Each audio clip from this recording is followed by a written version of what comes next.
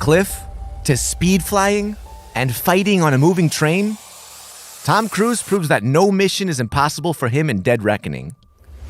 Tom's performed the biggest stunt in Hollywood history for this film, and Wade Eastwood, the action director and stunt coordinator for the Mission Impossible franchise, spoke to us about how he made it happen. Let's look at how these incredible stunts were pulled off. Welcome to Explained. Tom Cruise can do it all. Cliff fights,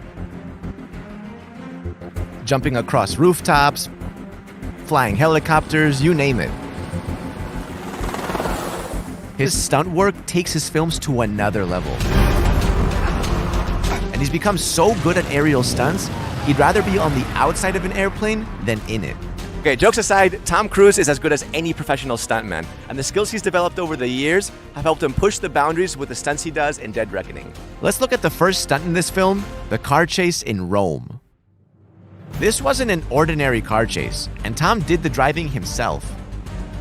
To make the chase look authentic, they factored in the heavy traffic that Rome is known for and the slippery cobblestone streets. But Tom's already a precision driver, so they handcuffed him to his co-star and made him drift with one hand. His stunt driving training for Rogue Nation and Fallout came in handy here. This is when he learned to drift fast on a circuit, and it had to be perfect. Because in the real chase, he had to drift very close to the crew on narrow streets, and even drift down a flight of stairs. The chase in Dead Reckoning also involved the tiny Fiat, and this little car was modified to make the chase even wilder. We souped it up and did some really cool modifications to it, and in the end it had just over 500 horsepower.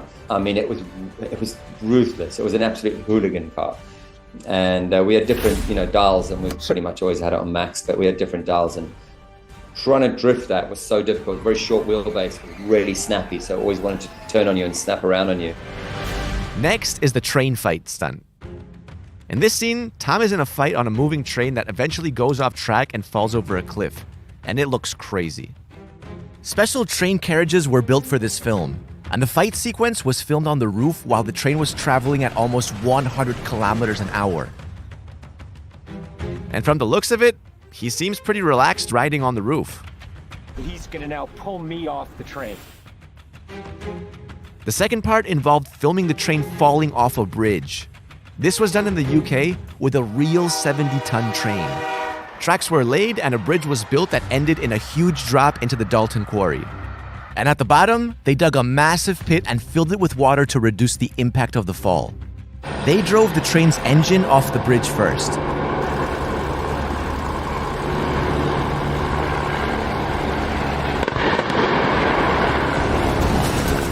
And next, they filmed the dangling carriage where Tom hangs on for his life.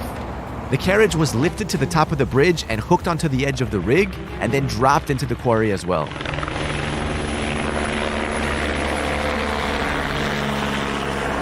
We don't have a shot of Tom hanging onto the carriage before it falls, but he definitely filmed it, because after climbing up the world's tallest tower for Ghost Protocol and up a rope on a flying helicopter in Fallout, this would have been simpler.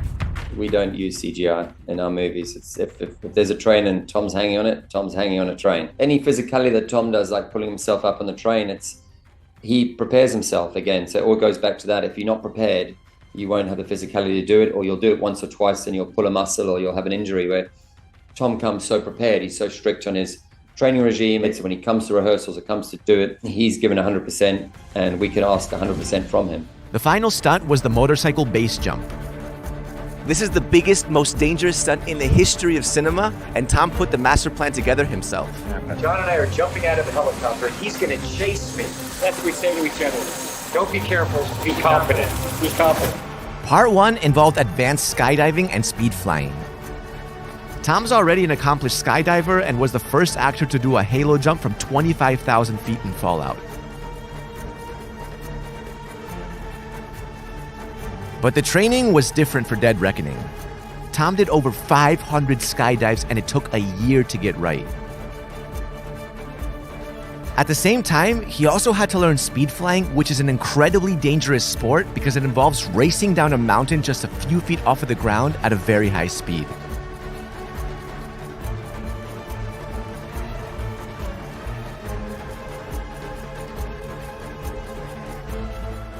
Tom rehearsed for months and months and months to do that. Very committed, was already a very good skydiver, accomplished skydiver. But we started a really stringent base jump training regime. Tom was so competent that there's no one else in the world I would have had to actually do the stunt. And he can also bring performance to it. He can also play Ethan. Whereas if I'm just doing it as me. It was time to move on to part 2 of the plan, motocross. Tom's passion for bikes is well known, but motocross was a first for him. So a practice track with 70 to 80 feet long tabletops was built to help him learn. Well, I have to get so good at this that there's just no way that I miss my mark. He even practiced jumping off a ramp in a quarry. The ramp's angle was adjusted for each jump, and everything from his ground speed to the wind direction was accounted for. So they knew exactly where he'd land and where to place the aerial cameras for the right shot. The key is me hitting certain speeds and being consistent with that. There's no speedometer, so I do it by sound and feel of the bike. And then as I depart the bike, I'm using the wind that's hitting me here, and I'm cupping my chest. That will give me lift.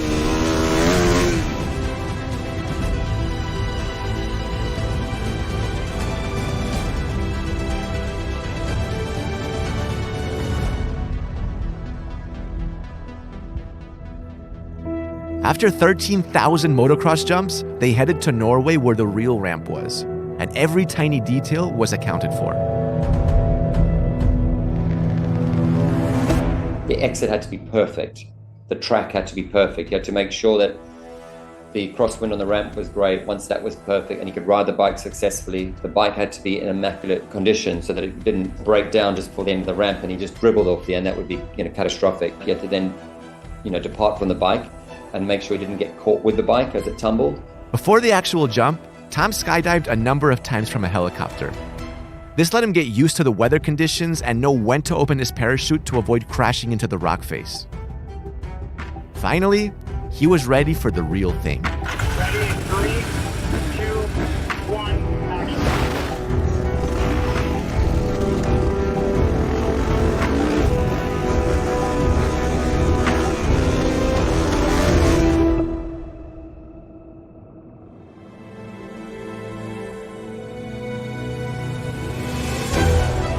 That was absolutely beautiful. Like nothing wrong. Bike went away. The track was perfect. The moment after all that rehearsal that Tom I gave him the action cue and he left the ramp and the silence as he disappeared, I'll remember that moment forever for sure. It was very overpowering. I think I can hold to the bike a little longer. Not only did he nail it, Tom Cruise did that jump a total of 6 times that day.